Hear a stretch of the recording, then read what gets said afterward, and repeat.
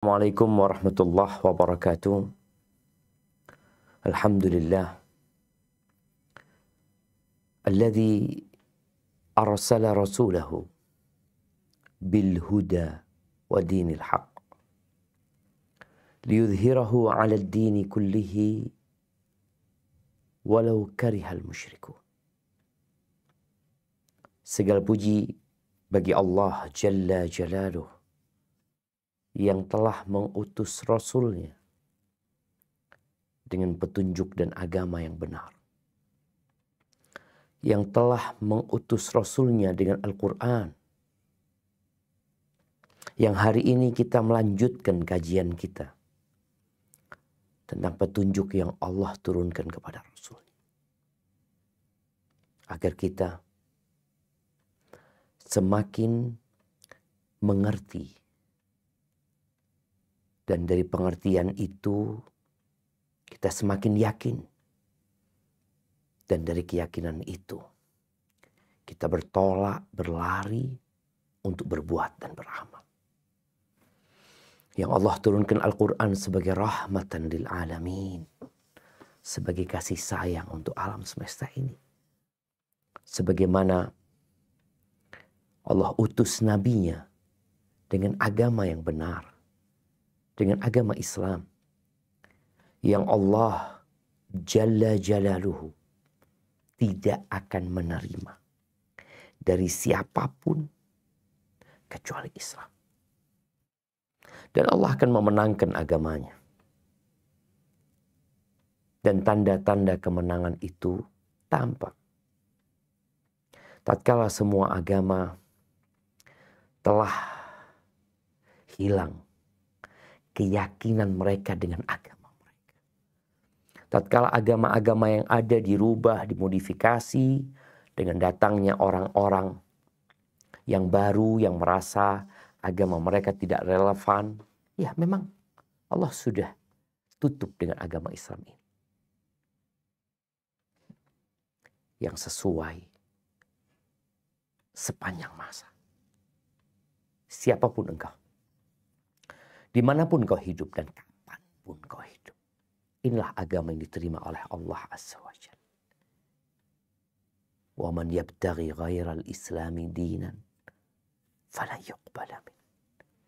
Barang siapa yang mencari agama selain Islam, maka tidak akan diterima. Tidak akan diterima. Dan dia di akhirat akan menjadi orang-orang merugi. Maka kita bersyukur kepada Allah atas nikmat hidayah, atas nikmat Al-Quran, atas nikmat Rasul yang dikirim kepada kita, atas nikmat agama ini. Dan semoga Allah mematikan kita di atas agama Islam ini. Wa ashhadu an la ilaha illallah wahdahu la syarikalah.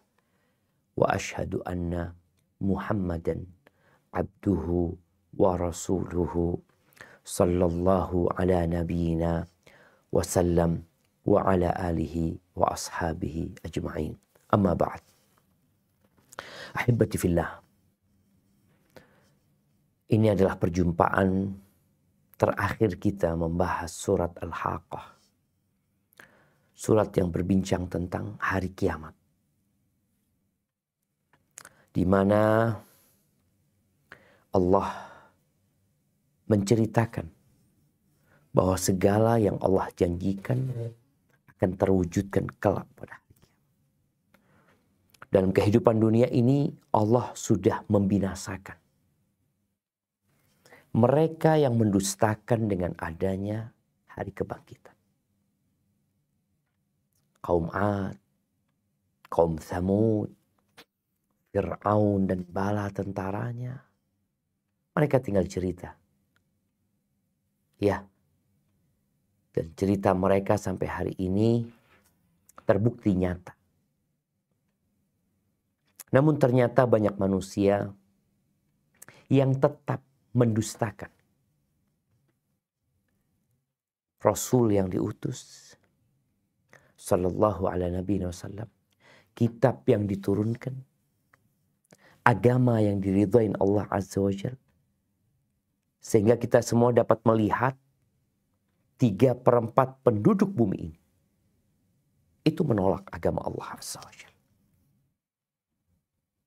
Apa sebabnya? Mungkin banyak. Kebodohan, kezaliman, kesombongan, kecongkakan. Mungkin ada juga yang karena hasad, iri, dan dengki. Ya. Dan Allah ceritakan dalam Al-Quran bahwa manusia terbagi menjadi dua tatkala kiamat terjadi. Ada yang mendapatkan kitab dengan tangan kanannya sehingga dia akan hidup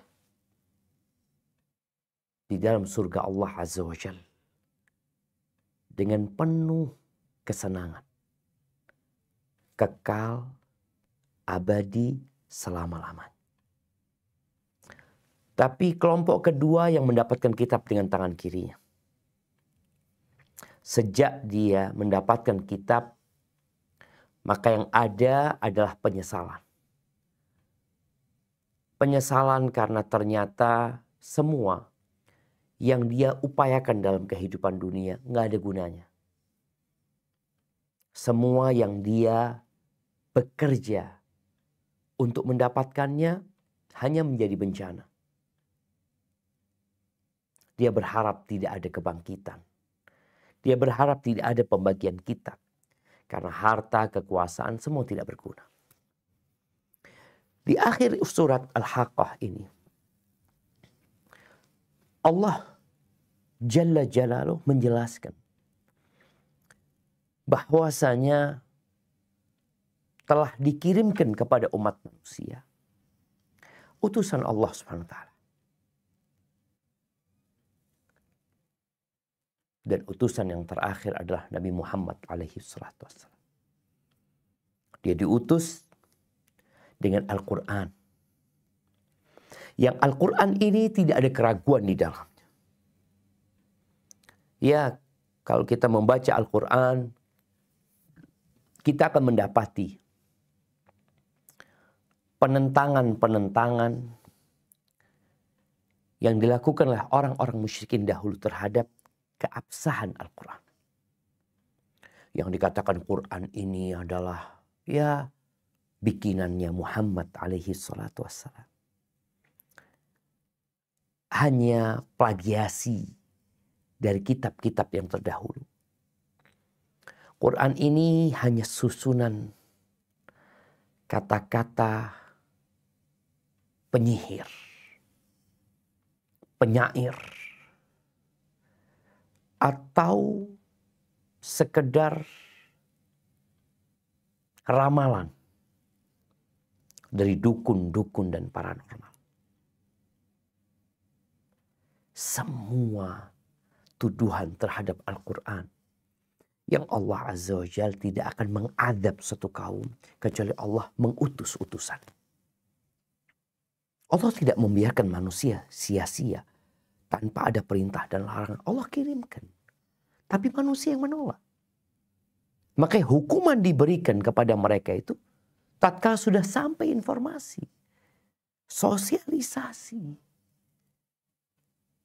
Tapi mereka menolak.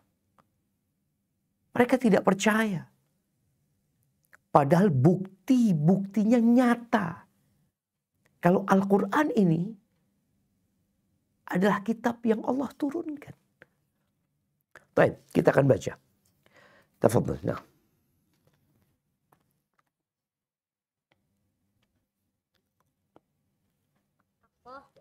Dari kitab Tafsir min Ibni Katsir karya Dr. Abdullah bin Muhammad Al-Syekh hafizahullah ta'ala. Fala uqsimu bima tubsirun wa ma la tubsirun innahu laqawlu rasulin karim wa ma huwa biqawli sya'ir qalilan ma tu'minun wala biqawli kahin qalilan ma tadhakkarun tanzilum min rabbil alamin. Maka aku bersumpah dengan apa yang kamu lihat dan dengan apa yang tidak kamu lihat. Sesungguhnya Al-Quran itu adalah benar-benar wahyu Allah yang diturunkan kepada Rasul yang mulia. Dan Al-Quran itu bukanlah perkataan penyair. Sedikit sekali kamu beriman kepadanya. Dan bukan pula perkataan tukang tenung. Sedikit sekali kamu mengambil pelajaran daripadanya. Ia adalah wahyu yang diturunkan dari Rabb semesta alam. Allahu Akbar jemaah. Allah bersumpah ya. Jadi kadangkala ketika terjadi dialog, orang yang kalah dalam dialog tersebut itu mengingkari kesalahannya. Dia hanya mengakui kekalahannya. Dia tidak mengatakan engkau benar, tapi yang dia katakan engkau menang. Aku kalah.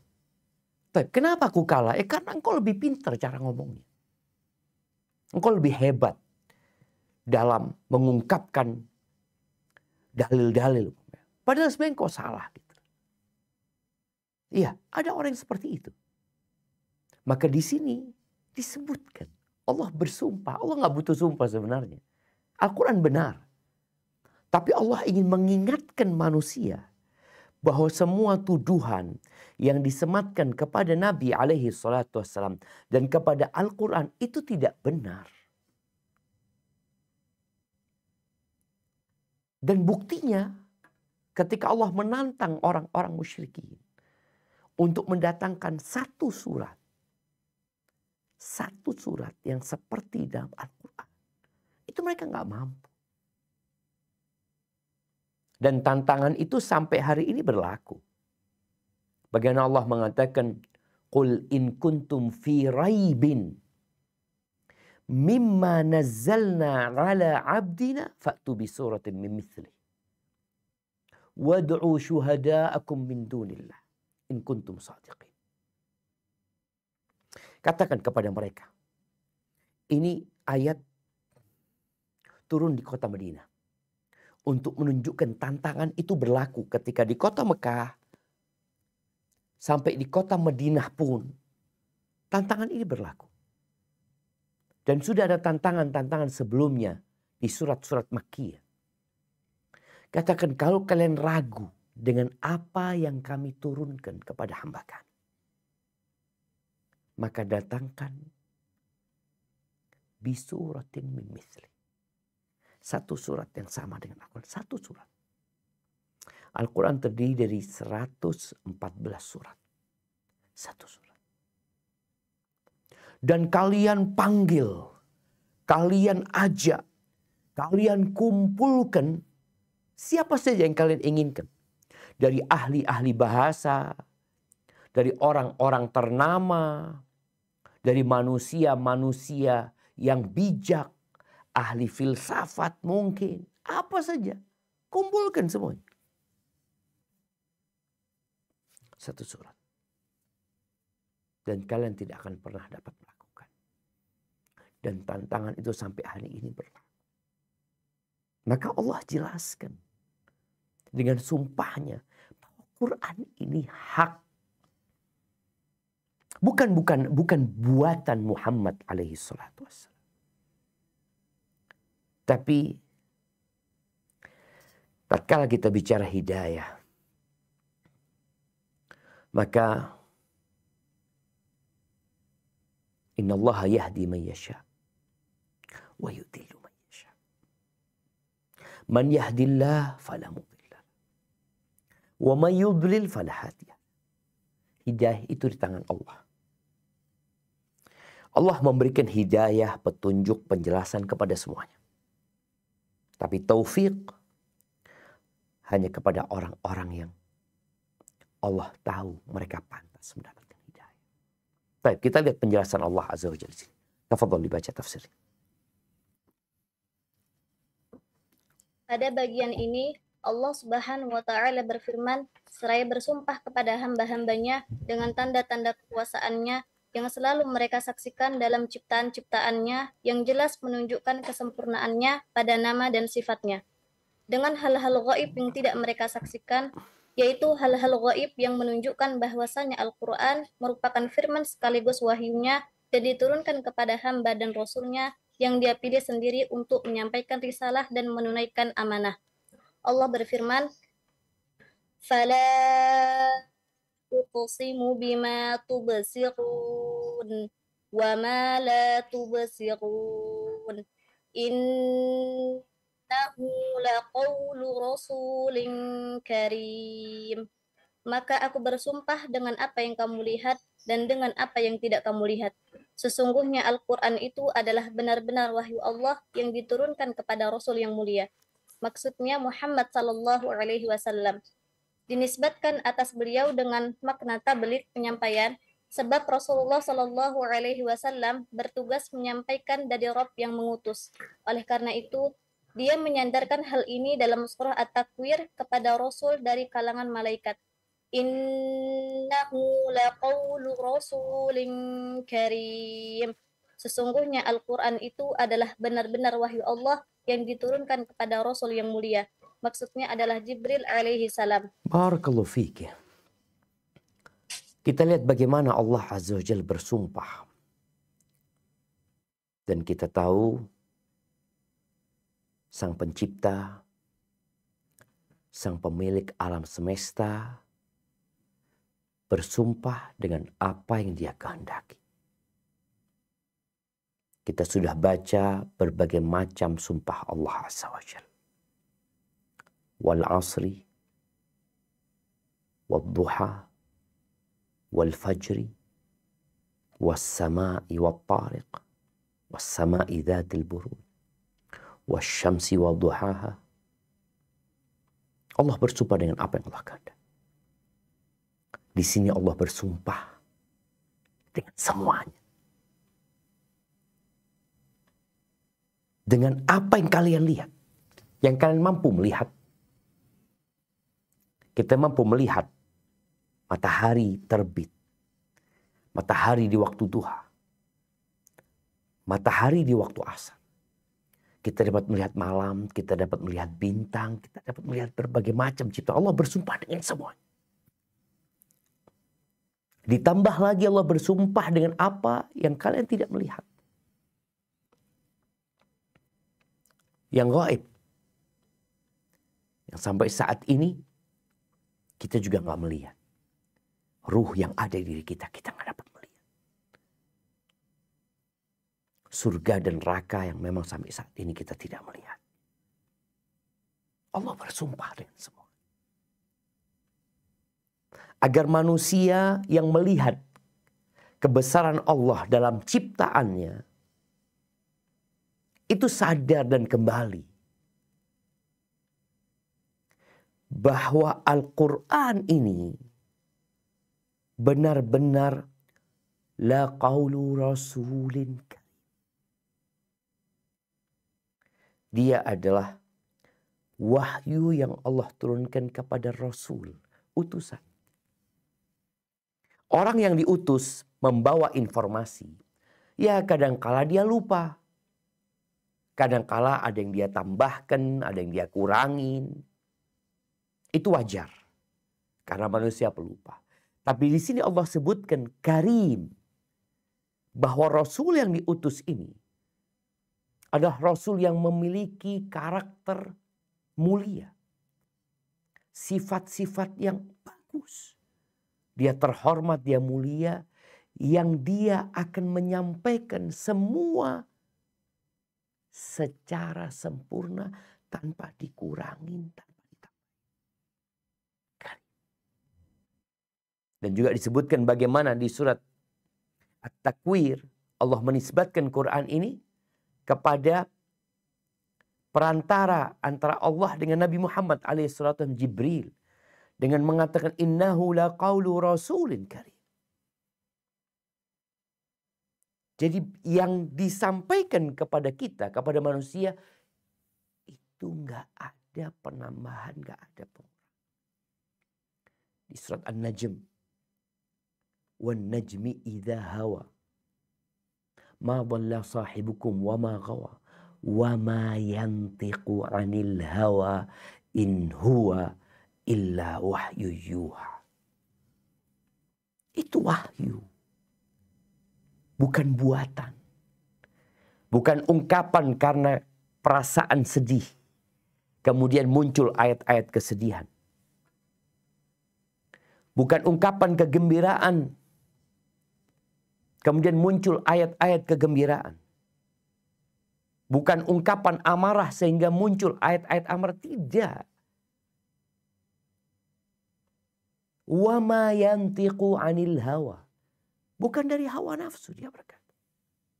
Terus wahyu yang diturunkan kepadanya. Terus apa kata Allah Azza wa Jalla? Nah, dilanjutkan. Demikian juga dia berfirman di sini, wa ma huwa biqauli sya'ir qalilan ma tu'minun wala biqauli kahin qalilan ma tadhakkarun. Dan Al-Quran itu bukanlah perkataan penyair. Sedikit sekali kamu beriman kepadanya, dan bukan pula perkataan tukang tenung. Sedikit sekali kamu mengambil pelajaran darinya. Dengan demikian, kadang Allah menyandarkan pada ucapan Rasul dari kalangan malaikat, dan terkadang atau ada kalanya juga dia menyandarkan kepada Rasul dari kalangan manusia. Sebab masing-masing dari keduanya adalah penyampaian pesan Allah yang telah dia amanahkan, berupa wahyu dan firman-Nya. Maka itu dia berfirman, Tanzilum min Rabbil Alamin. Ia adalah wahyu yang diturunkan dari Rabb semesta alam. Imam Ahmad Barakallahu menukilkan. fiik. Baik, jamaah rahmakumullah. Bangsa Arab tatkala Al-Quran turun kepada mereka. Mereka adalah bangsa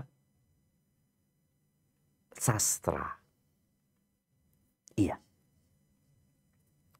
Mereka pandai membuat syair. Bahkan ada banyak syair-syair pilihan yang mereka gantungkan di Ka'bah. Ada nama Al-Mu'allaqat As-Sab'ah. 7 syair-syair yang digantungkan di Ka'bah karena dianggap syair-syair yang paling bagus pada waktu itu. Dan bangsa Arab juga banyak di antara mereka yang secara natural itu membuat syair tanpa sekolah gitu ya. Bagus-bagus syair. Ada tuduhan bahwa Al-Quran ini syair. Maka Allah katakan, wa ma huwa biqauli syair. Kita tahu puisi syair itu adalah kata-kata yang disusun yang akhirannya sama, yang punya akhiran sama. Mungkin ada di beberapa ayat Quran yang akhirannya sama. Tapi bukan syair. Para penyair tahu enggak? Enggak sesuai dengan ilmu syair yang mereka ketahui. Enggak bisa Quran ini dipakaikan ilmu syair itu kemudian oh ini syair, enggak ada. Para penyair yang handal mengenai enggak, Quran ini bukan syair. Dan mereka tahu itu. Cuma kata Allah, qalilan ma tu'minun. Tapi sedikit ya. Sedikit sekali kamu beriman kepadanya. Padahal udah tahu bukan syair. Kemudian mungkin orang berpikir Quran ini ungkapan tukang tenung. Kahin itu maknanya mereka yang bisa jadi yang punya jin, yang menginformasikan dengan informasi yang akan datang atau memberitahu barang-barang yang hilang. Allah sebutkan dulu tentang syair. Karena syair ini kata-kata yang tersusun dengan akhiran yang punya aturan ya. Kemudian Allah katakan bukan perkataan tukang paranormal tadi atau dukun. Bukan. Ini kata-kata yang dibawanya. Dan mereka tahu itu. Kita tahu yang namanya kahin, dukun, ya paranormal. Itu didatengin sama orang. Nanti ditanya apa baru dia ngasih tahu. Dan mereka melihat Nabi tidak melakukan itu alaihi salatu wassalam. Beliau datang ke tempat kumpulnya bangsa Arab. Beliau datang ke tempat tinggalnya, tempat singgahnya jemaah haji, jemaah umrah. Beliau sampaikan. Jelas ini bukan ungkapan paranormal, bukan ungkapan dukun. Yang biasanya dukun itu kalau ditanya baru dia jawab. Meramal. Dia punya jin yang memberikan informasi tentang hal-hal yang akan datang. Dan mereka tahu bahwa Quran ini bukan ucapan kahin. Yang kadangkala kahin itu memberi informasi, oh betul terjadi, benar. 1 kali. 1000 kali atau 100 lainnya adalah kedustaan dan kebohongan. Kalian tidak ingat. Kalian nggak mau ambil pelajaran. Terus Quran ini apa? Syair bukan. Ungkapan paranormal, dukun, tukang bukan. Mereka tahu dan mereka meyakini itu. Allah jelaskan kepada mereka bahwa Quran ini tanzilun mir rabbil alamin. Ia adalah wahyu yang diturunkan dari Rabb semesta alam. Ingat, di akhir surat Al-Qalam, apa kata Allah Azza wa Jalla? Allah mengatakan, وَمَا هُوَ إِلَّا ذِكْرٌ لِلْعَالَمِينَ. Al-Quran itu tidak lain hanyalah peringatan bagi seluruh umat untuk alam semesta ini. Di sini disebutkan tanzilun mir rabbil alamin. Ini wahyu yang diturunkan dari Rabb semesta alam ini. Engkau lihat bagaimana matahari terbit kemudian terbenam. Yang menurunkan Al-Quran, yang menerbitkan matahari. Engkau lihat hujan itu turun. Engkau melihat tumbuh-tumbuhan itu bisa tumbuh. Ini Quran diturunkan oleh yang menumbuhkan biji-bijian. Yang menumbuhkan tanaman. Hadzal Quran tanzilum mir rabbil alamin. Baik, dilanjutkan. Imam Ahmad menukilkan, Umar bin Al-Khattab berkata, aku pernah keluar untuk menghalangi Rasulullah Shallallahu Alaihi Wasallam sebelum memeluk Islam. Lalu aku pun mendapatkannya telah lebih mendahuluiku datang ke masjid. Kemudian aku berdiri di belakang beliau. Kemudian beliau membuka dengan membaca surat Al-Haqqah, sehingga aku benar-benar kagum dengan susunan kalimat Al-Quran. Dia berkata, lantas aku mengatakan, demi Allah, dia benar-benar seorang penyair, sebagaimana yang dikabarkan oleh kaum Quraisy. Lebih lanjut, beliau membaca ayat, Innahu laqawlu rasulin karim, wa ma huwa biqawli syair, qalilan ma tu'minun. Sesungguhnya Al-Quran itu adalah benar-benar wahyu Allah yang diturunkan kepada Rasul yang mulia. Dan Al-Quran itu bukanlah perkataan penyair. Sedikit sekali kamu beriman kepadanya. Dia berkata, aku katakan seorang dukun. Lebih lanjut dia berkata, kemudian beliau membaca, wala biqawli kahin, qalilan ma tadhakkarun. Tanzilum mir rabbil alamin. Walau taqawwala alaina ba'dal aqawil la'akhudna minhu bil yamin thumma laqata'na minhul watin fama minkum min ahadin anhu hajizin. Dan bukan pula perkataan tukang tenung, sedikit sekali kamu mengambil pelajaran daripadanya. Ia adalah wahyu yang diturunkan dari Rabb semesta alam. Seandainya dia Muhammad mengadakan sebagian perkataan atas nama kami, niscaya benar-benar kami pegang dia pada tangan kanannya. Kemudian benar-benar kami potong urat tali jantungnya. Maka sekali-kali tidak ada seorang pun darimu yang dapat menghalangi kami dari pemotongan urat nadi itu. Sampai akhir surah.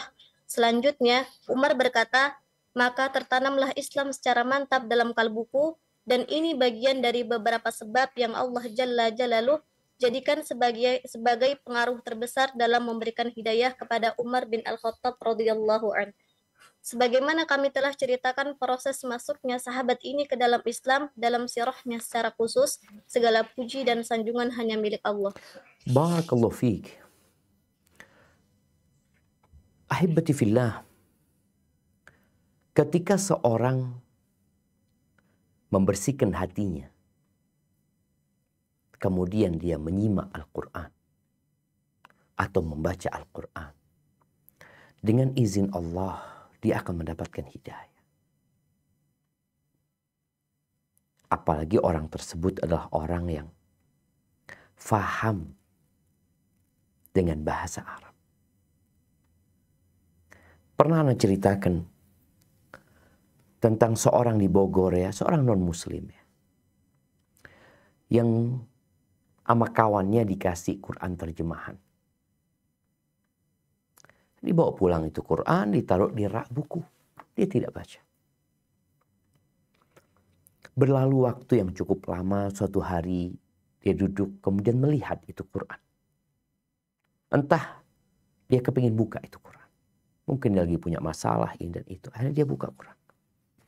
Ketika dia membuka Al-Quran, yang pertama dia cari adalah pengarangnya. Dia tidak temukan pengarang Al-Quran. Oke, kemudian dia buka halaman pertama Al-Fatihah, kemudian dia baca Al-Baqarah. Dia baca terjemahannya tentunya. Dia membaca dzalikal kitabu la raiba fihi hudal lil muttaqin. Itu kitab yang tidak ada keraguan di dalamnya. Dia sampaikan, sombong banget buku ini. Biasanya orang kalau menyusun buku, dia akan minta maaf, akan menyampaikan di awal muqaddimah itu ungkapan syukurnya yang pertama biasanya, terima kasih dan itu. Kemudian dia akan minta maaf, akan ada banyak kekurangan dalam buku ini, macam-macam. Ini kita mengatakan tidak ada keraguan di dalam. Akhirnya dia baca dan dia masuk Islam. Umar bin Khattab radhiyallahu ta'ala anhu, dia benci dengan Islam. Karena apa? Karena adanya provokasi dari tokoh-tokoh Quraisy terhadap agama Islam ini.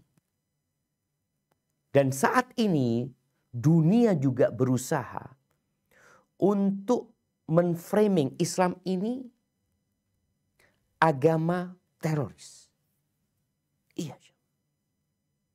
Berapa banyak non-muslim kalau dengar kata-kata Islam, kata-kata Muhammad alaihissalam, yang ada dalam benak mereka adalah keganasan, keberingasan, teror, ini dan itu. Di masa itu enggak. Bukan itu, framingnya bukan yang berkaitan dengan teroris. Tapi berkaitan dengan hal-hal yang baru saja kita baca. Dikatakan ini adalah syair, ungkapan dukun, tukang tenung, bohong, gila, macam-macam. Tapi tatkala mereka mendengar tentang Islam langsung, bukan dari orang yang menyimpan kedengkian, bukan orang yang dari awal tujuannya memang memutar balikan fakta, insya Allah dapat hidayah. Umar dengar. Kata orang-orang kan, Nabi Muhammad SAW, syair, kahin, sahir, majnun, macam-macam lah sifat buruk yang disematkan. Umar dengar Al-Quran. Dan Umar takjub dengan susunan Al-Quran. Maka dalam hati dia ketika dia mengatakan, oh syair. Dikatakan, wa ma huwa biqauli syair. Dan Umar tahu benar. Umar sadar bukan syair. Karena Umar juga tahu bagaimana syair. Bagaimana susunan syair. Ketika dinafikan syair, kahin. Bukan. Kan nggak ambil pelajaran. Mana informasi yang disampaikan Nabi SAW kemudian bohong ya. Tidak terjadi. Semuanya kebenaran. Dan akhirnya itu menjadi modal keislaman Umar. Kan biasanya orang dengar satu, kemudian dia ingin mendalamin, dia ingin tahu, lalu Allah berikan hidayah. Baik, dilanjutkan. Walau taqawwala alaina ba'dal aqawil la'akhadna minhu bil yamin thumma laqata'na minhul watin fama minkum min ahadin anhu hajizin wa innahu latadhkiratun lil muttaqin wa inna lana'lamu anna minkum mukadzibin wa innahu lahasratun 'alal kafirin wa innahu lahaqqul yaqin fasabbih bismi rabbikal 'azim. Seandainya dia Muhammad mengadakan sebagian perkataan atas nama kami, niscaya benar-benar kami pegang dia pada tangan kanannya. Kemudian benar-benar kami potong urat tali jantungnya, maka sekali-kali tidak ada seorang pun darimu yang dapat menghalangi kami dari pemotongan urat nadi itu. Dan sesungguhnya Al-Quran itu benar-benar suatu pelajaran bagi orang-orang yang bertakwa. Dan sesungguhnya kami benar-benar mengetahui bahwa di antara kamu ada orang yang mendustakannya. Dan sesungguhnya Al-Quran itu benar-benar menjadi penyesalan bagi orang-orang kafir di akhirat. Dan sesungguhnya Al-Quran itu benar-benar kebenaran yang diyakini. Maka bertasbihlah dengan menyebut nama Rabbmu yang maha besar. Subhanallah jamaah. Inilah Al-Quran yang Allah turunkan sebagai hudan, petunjuk. Dia bukan ucapan yang dirangkai oleh Nabi Muhammad alaihi salatu wassalam. Kita tahu Nabi kita alaihi salatu wassalam la yaqra wa la yaktub. Beliau gak bisa baca, beliau gak bisa nulis. Ini benar-benar petunjuk yang Allah turun. Untuk apa? Untuk menyelamatkan umat manusia. Ma anzalna 'alaikal Qur'ana litashqa. Bukan untuk menyengsarakan kita. Tapi yang jadi masalah banyak di antara manusia yang nggak tahu. Bukan nggak tahu, nggak mau tahu mereka. Dibohongin ya. Dengan berbagai macam media. Seakan-akan Islam dan Qur'annya ini hanya untuk bangsa Arab saja. Nah, kalau Quran ini dibuat-buat oleh Nabi Muhammad alaihi salatu wassalam, apa yang akan terjadi dengan Nabi Muhammad alaihi salatu wassalam? Akan dibiarkan berdusta atas nama Tuhan?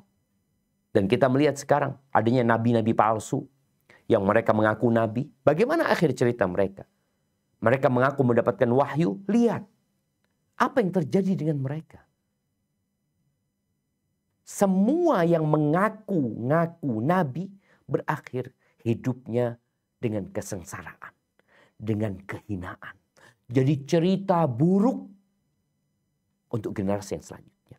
Berbeda dengan Nabi Muhammad alaihi salatu wassalam. Coba kita baca tafsirnya. Allah Subhanahu wa taala berfirman, "Walau taqawwala 'alaina", seandainya dia mengadakan sebagian perkataan atas nama kami, yakni Muhammad sallallahu alaihi wasallam.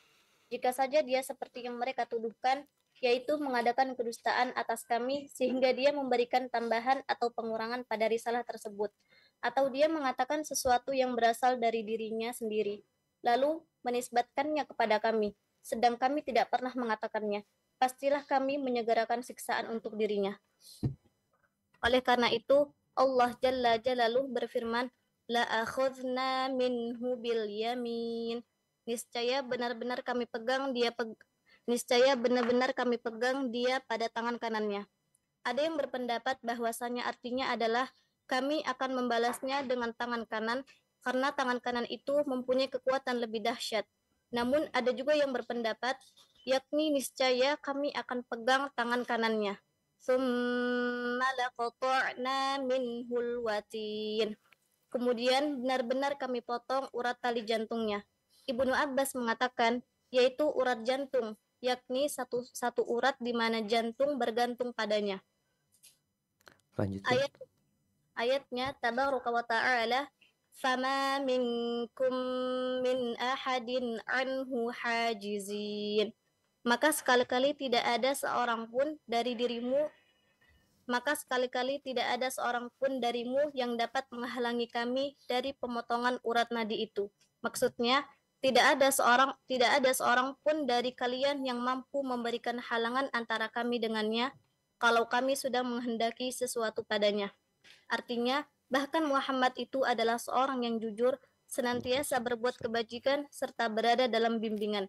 Karena Allah menetapkan semua yang disampaikan oleh beliau darinya, sekaligus memberi dukungan sepenuhnya melalui berbagai mukjizat yang sangat menakjubkan dan berbagai bukti yang sangat pasti. Barakallahu fiik. Ini jemaah. Ini bukti sekarang. Orang diajak berpikir. Kalau Quran ini adalah firman Allah, tapi sama Nabi ditambah dan dikurangi. Alaihi salatu wassalam. Maka sudah selesai cerita Nabi Muhammad alaihi salatu wassalam. Beliau mendapatkan wahyu sejak umur 40 tahun. 13 tahun di Mekah, 10 tahun di kota Madinah. Beliau meninggal ketika umur 63 tahun. Dan terbukti beliau terus menyampaikan. Dan Allah tidak memberikan siksa. Tidak seperti Musailamah al-Kadzdzab.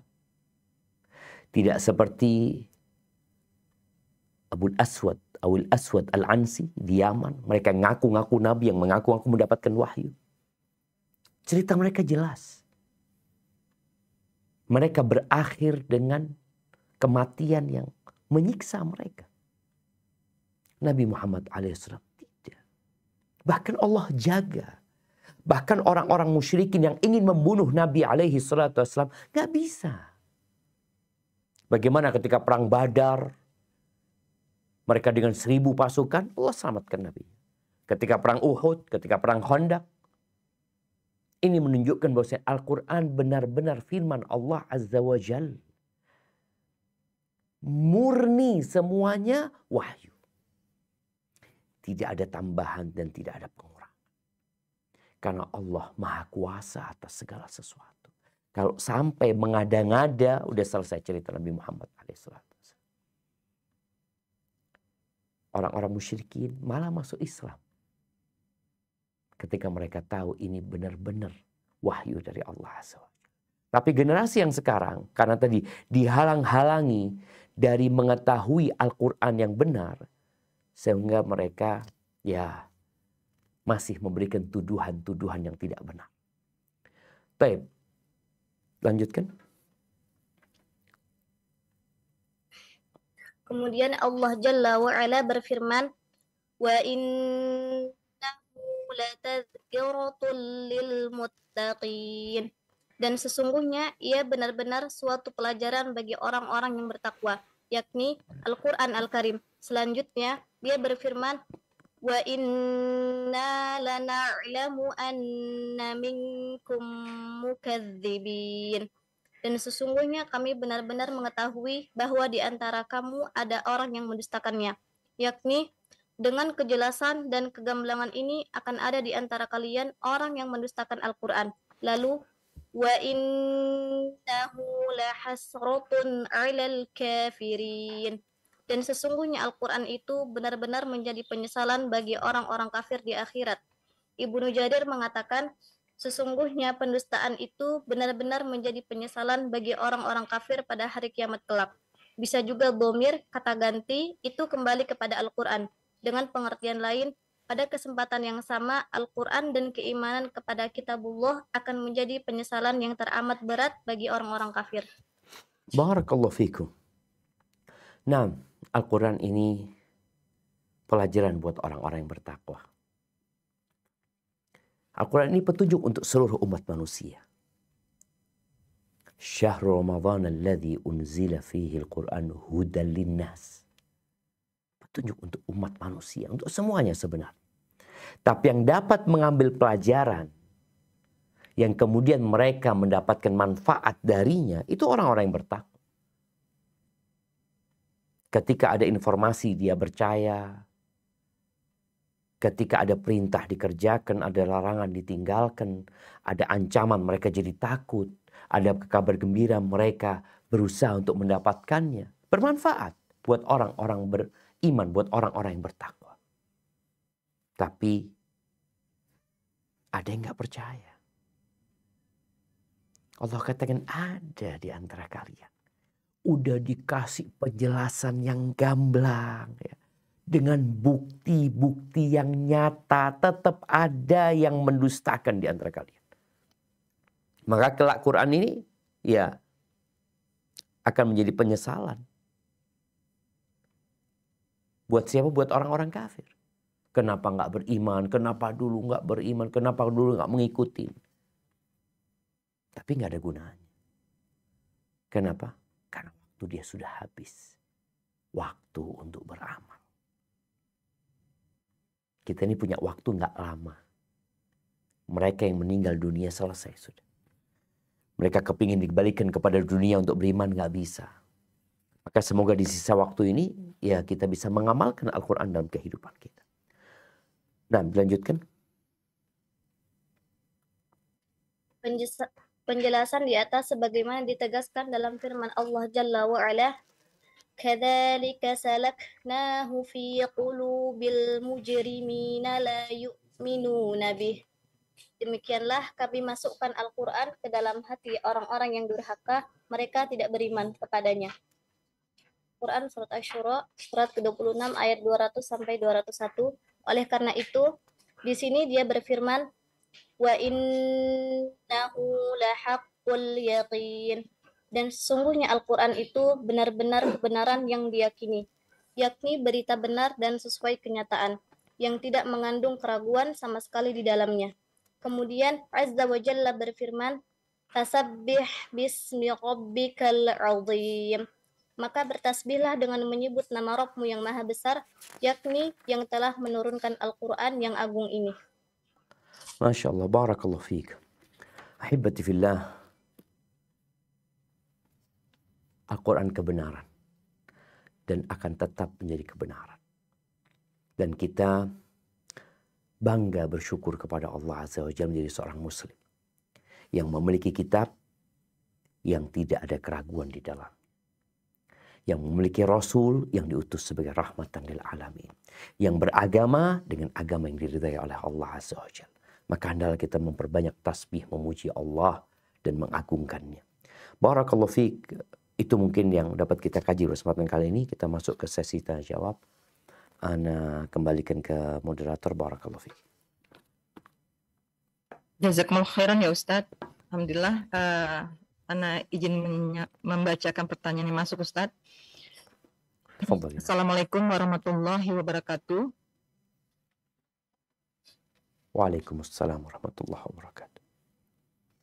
Ustadz, tadi disampaikan bahwa hidayah di tangan Allah dan taufik hanya Allah berikan kepada orang-orang yang pantas dapat hidayah. Ana bertetangga dengan Nasrani Ustadz. Nah. Ana berharap tetangga Ana Allah berikan hidayah dan taufik. Bagaimana cara supaya mereka pantas terima hidayah dan taufik tersebut Ustadz? Dan mohon nasihatnya Ana sebagai tetangga Ustadz. Demikian Ustadz. Jazakumullah khairan Ustadz. Masya Allah, barakallahu fiik ya. Ini pertanyaan bukan hanya berkaitan dengan tetangga. Ini pertanyaan berkaitan dengan orang tua kita, berkaitan dengan keluarga kita, berkaitan dengan orang-orang yang kita cintai ya. Yang kita ingin mereka mendapatkan hidayah. Bagaimana Rasul Sallallahu Alaihi Wasallam menginginkan pamannya dapat hidayah. Kalau ini tetangganya, Nabi SAW ingin pamannya dapat hidayah. Beliau alaihissalatu wassalam tidak pernah berhenti memberikan nasihat kepada paman. Memberikan penjelasan tentang agama Islam ini. Bahkan tatkala pamannya berada di ranjang kematian, beliau alaihissalatu wassalam datang. Meminta kepada pamannya untuk mengatakan la ilaha illallah. Tapi ternyata pamannya memilih untuk bertahan di atas agama nenek moyang. Ya sudah. Turun firman Allah, innaka la tahdi man ahbabta. Walakinallaha yahdi man yasha wa huwa a'lamu bil muhtadin. Dan dialah Allah yang lebih tahu dengan siapa yang pantas mendapatkan hidayah. Engkau tidak dapat memberikan hidayah kepada orang yang kau cintai. Tapi Allah memberikan hidayah kepada siapa yang Allah kehendaki. Dan Allah lebih mengetahui siapa yang pantas mendapatkan hidayah. Kalau tugas kita itu memang bagaimana menyampaikan. Tadi bagaimana tetangga kita dapat hidayah, pantas mendapatkan. Kita sampaikan tentang agama Allah. Tapi yang tahu dengan isi hati dia. Dan Allah Azza wa Jalla tentunya. Ada orang-orang yang pura-pura baik tapi hatinya menyimpan kedengkian kepada Islam. Nah, ada orang-orang yang membenci Islam karena keterbatasan ilmunya. Tatkala dia tahu, dia masuk Islam. Bagaimana Umar akhirnya masuk Islam? Nabi berdoa agar orang-orang Quraisy masuk Islam. Agar Allah memberikan hidayah kepada mereka. Tapi Allah lebih tahu mana yang pantas mendapatkan hidayah. Jadi tugas kita adalah menyampaikan sekarang kepada mereka. Agar mereka pantas mendapatkan hidayah nantinya, Allah yang lebih tahu. Tapi kita menyampaikan dengan cara yang baik. Kita menyuruh mereka untuk merenungkan, mentadabburi. Coba hilangkan segala subjektivitas dia ya. Coba dia baca tentang agama Allah ini. Karena kalau di hati dia ada fanatisme terhadap sesuatu, ada kesombongan, ada kedengkian, sulit untuk mendapatkan hidayah. Maka di antara penghalang hidayah itu adalah kesombongan, kezaliman, dengki. Itu menjadi penghalang hidayah. Sehingga bagaimana sekarang orang-orang ini menghilangkan penyakit-penyakit hati itu. Sehingga tatkala membaca ayat Allah, dia membaca dengan objektif. Tapi kalau membaca dan dia tahu di situ ada hidayah, tapi dia sombong, maka dia tidak akan mengikuti kebenaran. Karena sombong itu menolak kebenaran dan meremehkan orang. Hadza wallahu a'lam bissawab. Ustaz, jazakallahu khairan ya Ustaz. Ana bacakan lagi pertanyaan masuk Ustaz. Assalamualaikum warahmatullahi wabarakatuh. Waalaikumsalam warahmatullahi wabarakatuh. Ustaz Hafizakallah, apakah termasuk zina mata Ustaz ketika kita melihat foto-foto seseorang yang bukan mahram di media sosial Ustaz? Dan tolong nasihatnya Ustaz agar tetap berusaha gudul basor untuk para remaja di masa kini Ustaz. Demikian Ustaz. Jazakumullah khairan Ustaz. Barakallahu fiik. Naam. Allah Azza wa Jal mengatakan kepada laki-laki yang beriman, wa qul lil mu'minin yaghuddu min absarihim wa yahfadhu furujahum. Katakan kepada laki-laki yang beriman agar mereka menahan, menundukkan pandangan mata mereka dan menjaga kemaluan mereka. Wa qul lil mu'minat yaghuddna min absarihinna. Dan katakan kepada wanita-wanita yang beriman agar mereka juga menjaga pandangan mata mereka dan menjaga kemaluan mereka. Kalau dikatakan bahwa bagi remaja, bagi wanita muslimah, apa hukumnya memandang kepada foto-foto, gambar-gambar, video laki-laki yang tidak halal bagi dia? Maka memandang karena ada keperluan, itu diperbolehkan. Ini wanita kepada laki-laki. Jadi ada perbedaan pendapat yang rajih, ada perbedaan antara laki-laki kepada wanita, wanita kepada laki-laki. Jadi wanita kepada laki-laki ketika dia memandang karena sebuah keperluan, nggak ada masalah. Tapi kalau dia sudah memandang dengan syahwat, maka nggak boleh. Walaupun sedang kajian. Kalau yang dia pandang dengan syahwat, dia nggak boleh. Maka adalah kita berhati-hati. Karena semua musibah itu, kullul musibati disebutkan ya. Mabdaha minan nazar. Semua musibah itu awal mulanya dari pandangan mata. Dari mata jatuh ke hati. Maka hendaklah kita menjaga pandangan mata kita. Dan pandangan mata ini anak panah iblis yang beracun. Kalau ngomong beracun ya, sesuatu yang digabungkan dengan racun walaupun gak kena, itu kadang akan terdampak.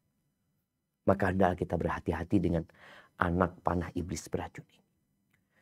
Dengan cara menghindarin. Untuk membuka sesuatu yang kita tidak ada perlunya. Yang kedua, berdoa. Apa doanya? Nabi SAW mengajarkan doa. Allahumma inni a'udzubika min syarri sam'i. Wa min syarri basari. Wa min syarri lisani. Wa min syarri qalbi. Wa min syarri mani.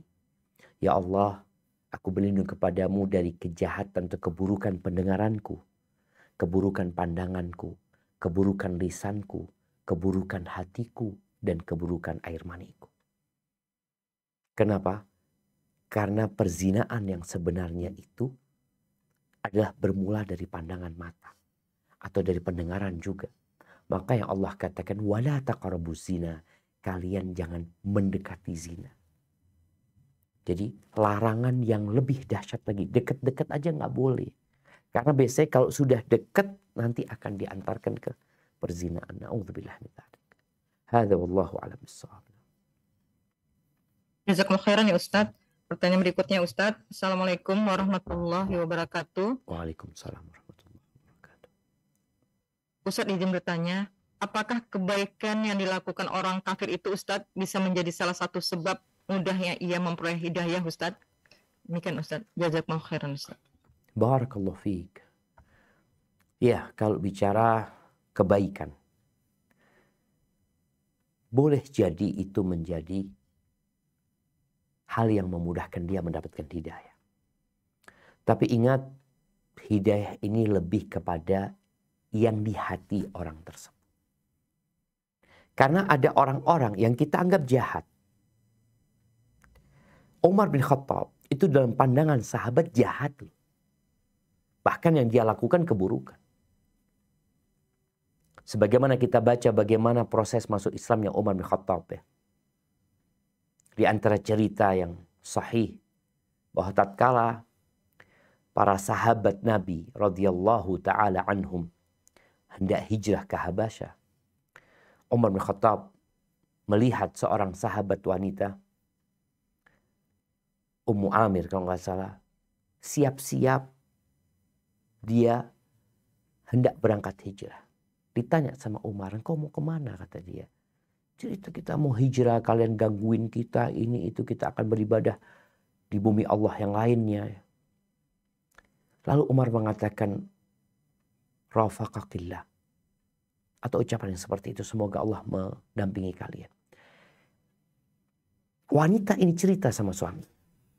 Salma namanya, atau Salma. Dia cerita kepada Amir suaminya. Apa kata dia?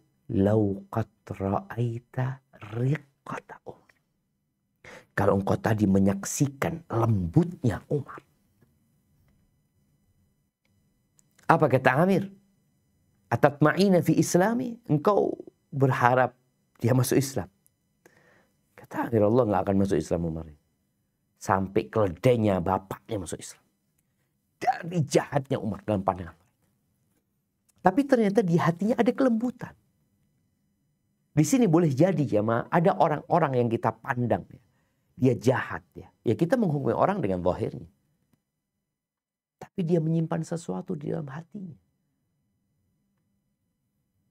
Mungkin beberapa pernah menyaksikan ada orang yang dianggap jahat tapi matinya husnul khatimah.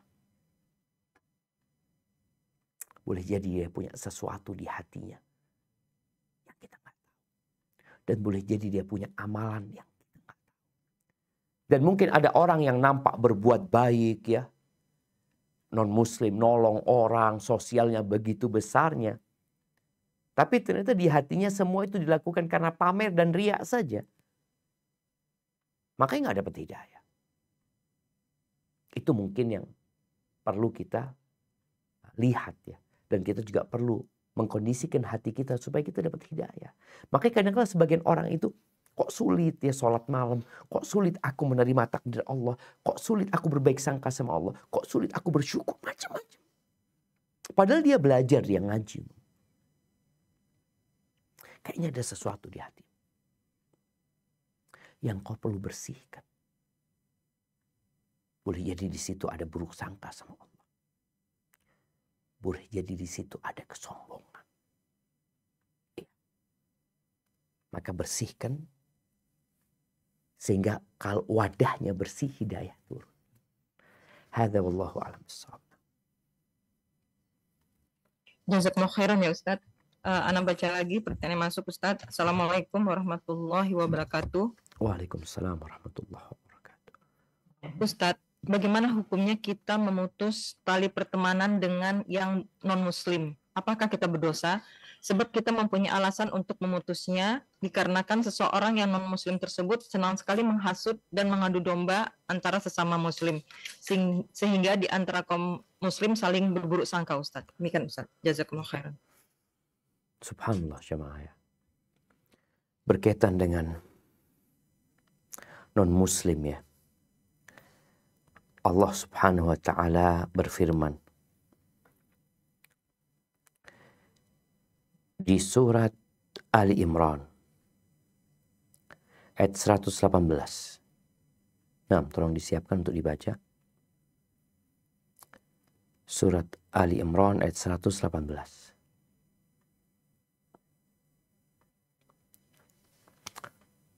Udah dapat? Ya, Ustaz. Nah, Ali Imran 118. Tafadhal.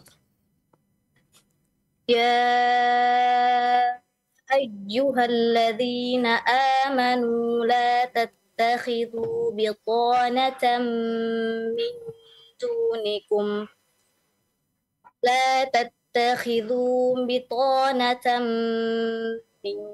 دونكم لا يألونكم خبالا ودوا ما عنتم قد بدت البغضاء من أفواههم وما تخفي صدورهم أكبر قد بينا لكم الآيات إن كنتم تعقلون. Wahai orang-orang yang beriman, janganlah kamu menjadikan teman orang-orang yang di luar kalanganmu seagama sebagai teman kepercayaanmu, karena mereka tidak henti-hentinya menyusahkan kamu. Mereka mengharapkan kehancuranmu. Sungguh telah nyata kebencian dari mulut mereka, dan apa yang tersembunyi di hati mereka lebih jahat. Sungguh telah kami terangkan kepadamu ayat-ayat kami jika kamu mengerti. Barakallahu fiik. Semoga ini bisa menjawab pertanyaan yang tadi dibaca. Bahwa ketika kita berteman, kita disuruh memilih. Bahkan kita dilarang menjadikan orang-orang kafir sebagai teman kepercayaan. Kalau bicara sekedar bisnis, ya kawan biasa ya. Tapi kalau sudah engkau ceritakan rahasiamu sama dia, Allah sebutkan bagaimana kondisi mereka. Maka memutuskan pertemanan itu nggak ada masalah tatkala kita melihat ada mudarat di sini. Cuma bagaimana seorang muslim itu tatkala dia punya kawan non muslim menjadikan itu sebagai lahan dakwah dia. Bukan malah dia berteman dengan non muslim kata dia kita toleransi. Oke, engkau toleransi sama dia. Bukan berarti menghalangimu untuk mengajak dia ke jalan kebenaran. Kenapa? Karena engkau diutus sebagai umat terbaik. Kuntum khaira ummatin ukhrijat linnas ta'muruna bil ma'ruf wa tanhauna 'anil munkar. Engkau diutus untuk itu. Ada beban yang kita bawa yaitu amar ma'ruf nahi munkar. Maka memutuskan pertemanan jangan bicara dengan non muslim, dengan muslim. memutuskan pertemanan dengan muslim yang ternyata dia menjadi duri dalam daging. Kerjanya mengadu domba. Ya, kita tinggalkan orang itu. Dengan tetap kita mendoakan semoga Allah memberikan hidayah kepada orang-orang tersebut. Hadza wallahu a'lam bissawab. Nah. Assalamualaikum warahmatullahi wabarakatuh, Ustaz. Waalaikumsalam warahmatullahi wabarakatuh. Izin bertanya, pada ayat 35, Ustaz, Nah, tiada teman setia pun pada hari ini.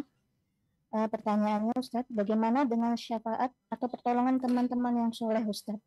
Jazakumullahu khairan. nah, jadi syafaat itu ada yang ditetapkan oleh Allah Azza wa Jalla, ada yang dinafikan. Syafaat siapa yang ditetapkan? Syafaat yang terpenuhi di dalamnya dua persyaratan. Ridha Allah dan izinnya. Sedangkan buat orang-orang kafir nggak ada. Allah tidak akan mengizinkan dan Allah tidak ridha sama mereka. Maka bagi orang yang berharap syafaat, hendaklah dia belajar tentang syarat dan ketentuan mendapatkan syafaat. Seperti sekarang, kadangkala orang akan mendapatkan hadiah. Ada dijanjikan engkau akan dapat hadiah nih. Tapi ini orang nggak baca syarat dan ketentuannya.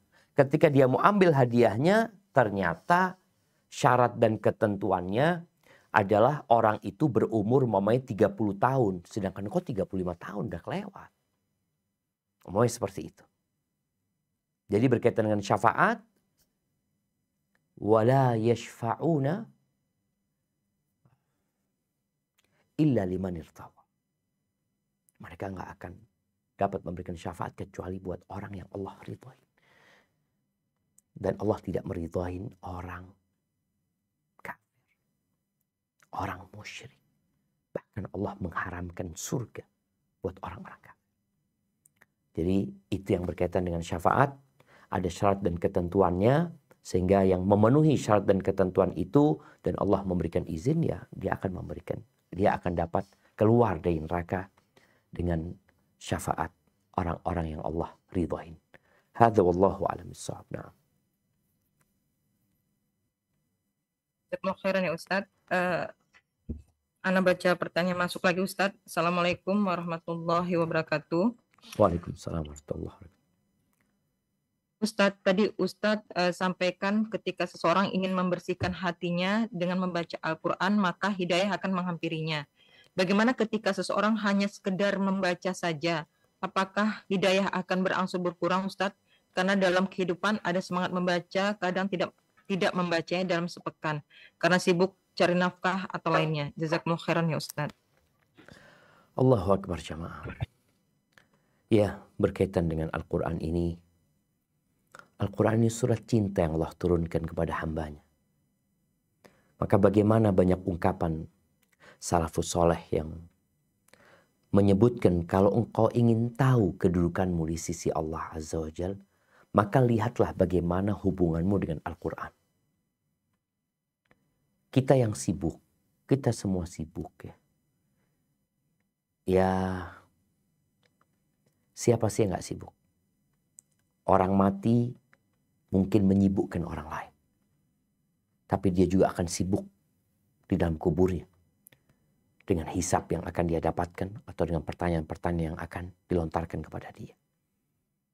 Maka usahakan kita tetap punya waktu untuk membaca Al-Quran.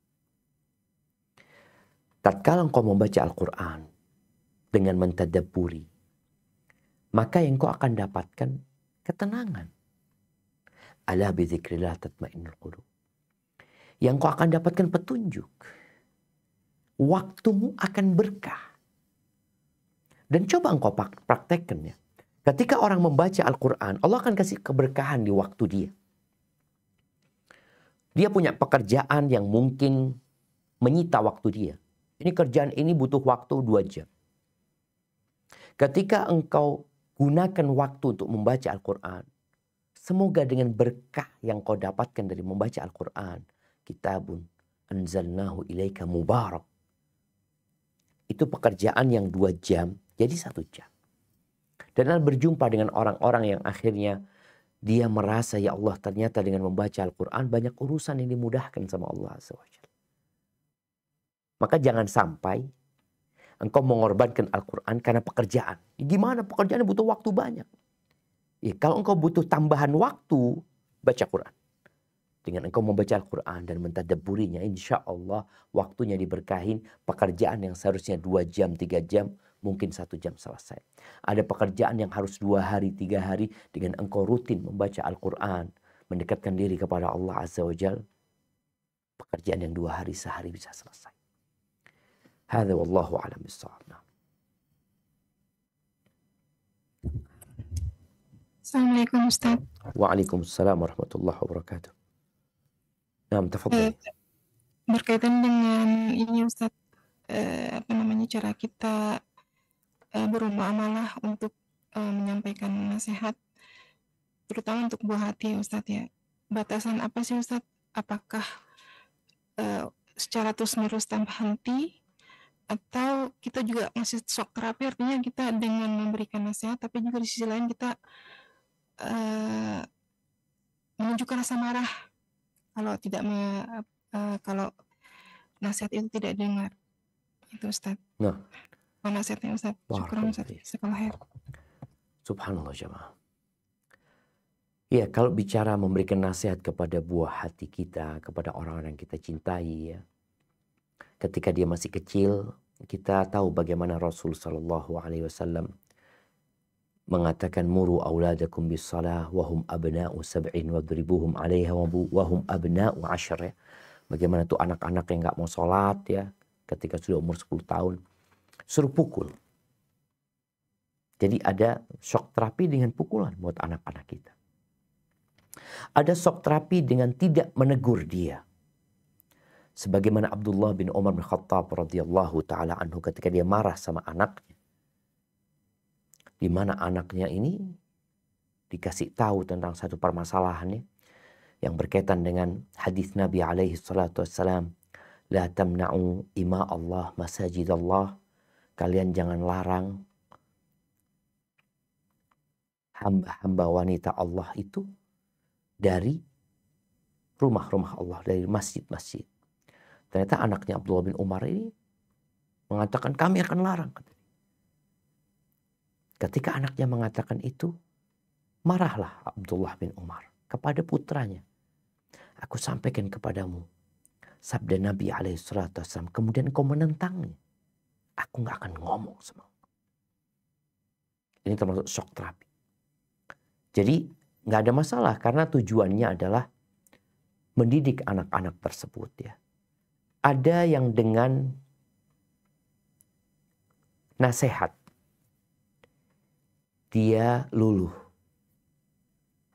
Ada yang dengan hadiah dia bersemangat. Ada yang dengan marah dan tidak tegur dia berubah jadi lebih baik. Tapi semua itu hanya usaha. Hidayah tetap di tangan Allah Azza wa Jalla. Kita tahu bagaimana Nabi Nuh alaihissalam. Siapa yang gak cinta sama anak ya?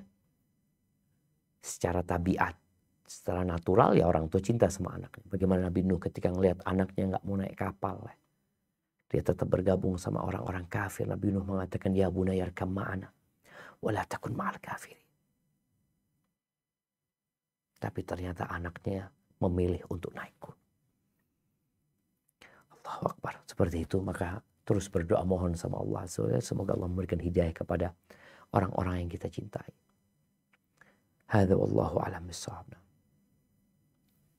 Jazakallahu khairan ya Ustaz. Ustaz, ana izin membaca pertanyaan masuk, cuman agak panjang, tapi ana insya Allah baca cepat Ustaz. Siap. Bismillah. Assalamualaikum warahmatullahi wabarakatuh. Waalaikumsalam warahmatullahi. Afwan Ustaz, izin bertanya di luar tema Ustaz. Suami dan saya sedang merintis usaha. Awalnya semua berjalan lancar dan semakin kesini kami ada permasalahan dengan keuangan, yaitu minimnya modal untuk pembayaran upah pekerja.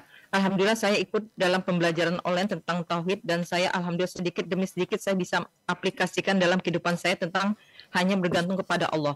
Saya minta terus sama Allah pertolongan. Alhamdulillah turun pertolongan Allah. Dan kadang memang kami dalam keadaan sulit sekali. Kadang seperti ada merasa kenapa ini pertolongan Allah belum datang. Sehingga kami setiap sholat doa terus dan terus. Hingga permasalahan ini mengganggu psikologis kami. Selalu kami berdoa meminta ke Allah terus dan terus Ustadz. Terkadang kami berpikir positif, apa yang memang seperti ini cara Allah mencintai kami, membuat kami harap menangis kusuk dalam berdoa. Tapi apakah ini benar Ustadz? Saya harus terus meminta dalam doa saya, tetapi kok sepertinya doa ini malah lebih dominan Ustadz, karena kami berharap tenang dalam menjalankan pekerjaan ini Ustadz. Masya Allah, barakallah fiik. Jazakumullah khairan. Naam. Allah Azza wa Jalla menjadikan hidup ini ujian. La tublawunna fi amwalikum wa anfusikum. Kata Allah, kalian benar-benar akan dikasih bala di diri kalian dan di harta kalian. Makanya orang tuh cinta sama jiwanya. Ketika jihad, diperintahkan jihad dengan jiwa dan harta. Harta dengan jiwa. Dan ternyata Allah katakan kalian akan dapat ujian tuh. Bicara orang yang susah menghadapi masalah keuangan. Tolong pandanglah dunia ini sesuatu yang hina. Agar engkau menjadikan ambisimu bukan dunia. Ambisinya akhirat. Ketika orang berambisi akhirat, dia tahu dunia ini hanya jembatan yang harus dia lewati. Maka dia akan tenang. Mali walid dunia, apa aku urusan sama dunia ini? Kemudian kalau ternyata dia sudah berdoa mohon sama Allah, dan dia sudah menjadikan ambisinya akhirat. Jadi kalau bicara ambisinya akhirat, doa-doa dia yang dominan harusnya akhirat. Oke, dia minta tentang dunia tadi, minta kemudian. Tapi jangan lupa, cuma sebentar gitu. Engkau minta dunia sampai menangis ya. Engkau minta dunia sampai berjam-jam, berhari-hari. Minta akhirat, kadang-kadang kita santai. Anda rasakan kadang-kadang kalau ada keinginan dunia, kita jadi minta, ya Allah. Ketika minta surga biasa aja. Ketika minta iman, minta takwa, minta sabar ya. Minta syukur, kita biasa aja. Ketika doa Allahumma a'inni ala dzikrika wa syukrika wa husni ibadatik. Kita biasa aja. Maka tolong ambisimu untuk akhirat. Sehingga doamu perbanyak tentang akhirat. Tapi berkaitan dengan dunia ini silahkan kau minta. Tapi engkau harus yakin. Bahwa jawaban dari apa yang kau minta itu satu dari 3 hal. Makanya para sahabat itu doa aja pokoknya. Mereka tidak berpikir jawaban. Kenapa? Ketika Nabi SAW sudah menjelaskan kepada para sahabatnya bahwa doa itu pasti dikabulkan. Dan dikabulkannya doa itu akan diberi 1 dari 3 hal. Apa kata para sahabat? Idzan nuksir. Kalau gitu kita banyak-banyak doa udah. Artinya nggak ada ruginya. Kalau tadi kan engkau katakan kami udah berdoa lama ini tuh tapi belum ada jawaban. Nah ini sesuatu yang perlu diluruskan. Allah janji kalau syarat dan ketentuan sudah engkau penuhi, Allah janji dikabulkan. Cuma jawaban dari permintaanmu itu 1 dari 3 hal. Yang milih Allah bukan kita. Jadi engkau tenang aja. Para sahabat radhiyallahu ta'ala anhum mengatakan idzan nukthir, kalau gitu kita banyak-banyak doa. Engkau lihat Nabi Zakaria ketika berdoa minta anak. Ketika beliau berdoa, Rabbi la tadharni fardan wa anta khairul warithin. Ya Allah, jangan tinggalkan aku sendirian ya Allah. Ya Allah. Engkau sebaik-baiknya yang mewarisi ya Allah. Jangan tinggalkan aku sendirian. Berapa tahun berdoa? Disebutkan sampai umur 100 tahun berdoa. Dan beliau mengatakan dalam doanya, walam akun bidu'aika rabbi syaqiyya. Aku nggak pernah merasa susah, melarat, sengsara dengan berdoa kepadamu.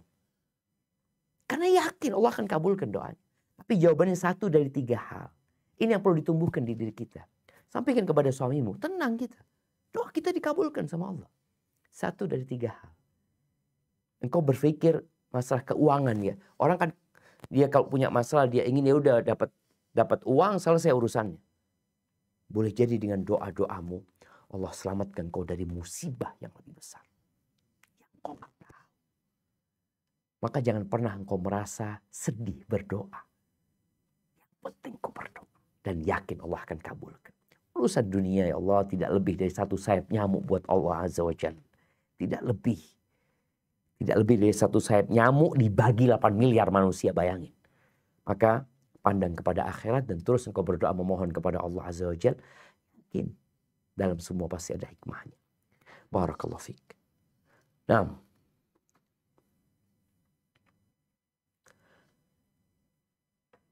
tafadhali. Mungkin ke pertanyaan terakhir ini.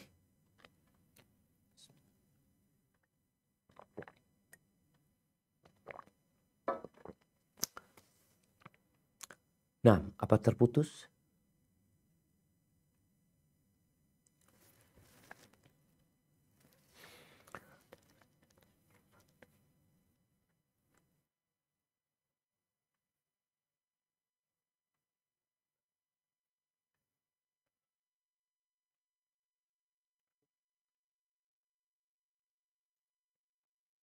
Oh, Ana baca ulang ya Ustadz. Tafadhali, iya. Ya. Tafadhali. Dan kami ada rencana, melanjutkan pertanyaan tadi Ustadz. Dan kami ada rencana mau pinjam untuk usaha ke bank syariah.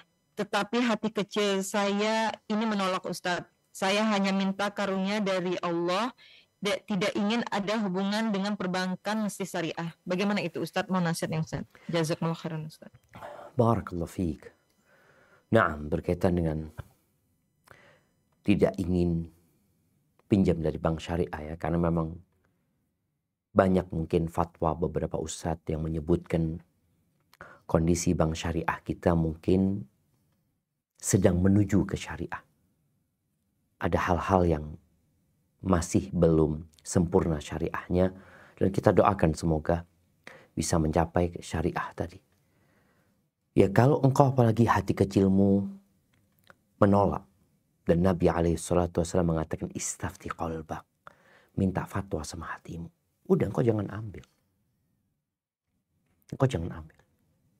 Mungkin ada pilihan lain. Tidak pinjam ke sana. Dan boleh jadi kita ini kadang-kala jamaah bergantung kepada pekerjaan itu aja. Dan dalam mencari rizki, dalam bayangan kita memang harus usaha. Pintu rizki itu tawakal. Pintu rizki itu istighfar. Pintu rizki itu kita membantu orang menjadi pintu rizki. Bertakwa kepada Allah Azza wa Jalla. Ada banyak pintu rizki. Dan bicara utang, ya Nabi SAW berlindung dari hutang.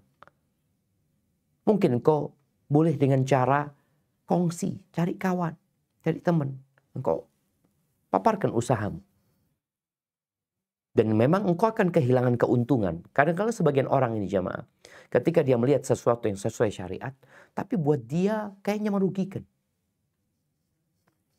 Anak kalau kerjasama Ustaz, ya keuntungannya terlalu besar Ustaz. Anak kalau pinjam sama bank kan cuma berapa persen. Tapi kalau sama kerjasama boleh jadi 40%, ya Ustaz. 30%, banyak banget. Engkau lupa ada berkah di sana. Ketika seorang menjalani aturan Sang Pencipta. Dan dia tahu Allah membuat aturan maslahat buat manusia. Kok seharusnya tenang. Maka nasihat ana, jangan, gak perlu ngambil. Engkau tinggal bagaimana mungkin kongsi. Dan boleh jadi engkau ada masalah di ambisimu. Tadi ketika ana kongsi, Allah keuntungannya berkurang ini dan itu macam-macam. Ingat yang terpenting dari rezeki adalah berkah. Dengan berkah itu hidupmu akan tentram. Boleh jadi yang kau dapatkan gak banyak. Tapi engkau gak sakit, motormu gak rusak. Gak ada masalah sama orang tua. Itu berkah. Berapa banyak orang yang dapat harta banyak tapi hidupnya menderita. Kan Allah cabut berkah dari harta mereka. Barakallahu fiik, itu mungkin dapat Anda sampaikan pada kesempatan kali ini. Kurang lebihnya mohon maaf dan selalu berbaik sangka sama Allah Azza wa Jal. Dan pandanglah dunia ini sesuatu yang hanya jembatan yang kita akan lewatin, kemudian kita akan meninggalkan sama lamanya. terus berdoa, memohon kepada Allah, dan perbanyak memohon yang berkaitan dengan agama, dengan keimanan, dan jangan lupa, wala tansa nasibaka minad dunya, engkau hidup di dunia. Kita perlu biaya dalam kehidupan ini. Subhanakallahumma bihamdika asyhadu an la ilaha illa anta astaghfiruka wa atubu ilaik. Wassalamualaikum warahmatullahi wabarakatuh.